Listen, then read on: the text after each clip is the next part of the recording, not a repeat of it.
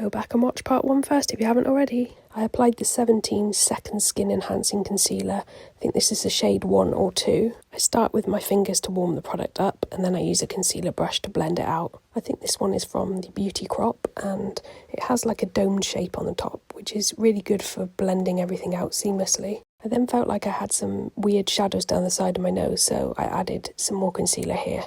I then went back in with my blush brush just to make sure there were no harsh lines. I know some people like to apply their concealer first for this reason, but I like to set my concealer quite quickly after I've applied it, so I always add it last. I use my finger to remove any excess concealer in my creases, and then I set with the Givenchy Prism Leap powder.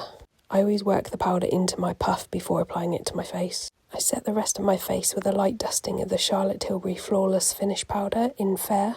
I don't set the areas I want to glow, like my cheeks and the sides of my forehead. I added highlighter to the high points of my face and my inner corners, removed my lip balm, and then set my face with the Make It Last setting spray from Milani. I used the Milani highly rated anti-gravity mascara in black. Completely forgot to curl my lashes again.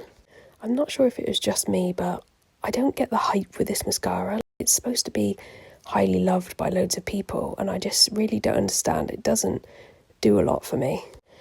To enhance my eyes a little bit more, I added a small amount of the Vive Eye Wand in the shade Hazelnut to my lower lash line. This is a really pretty mauvey brown shade.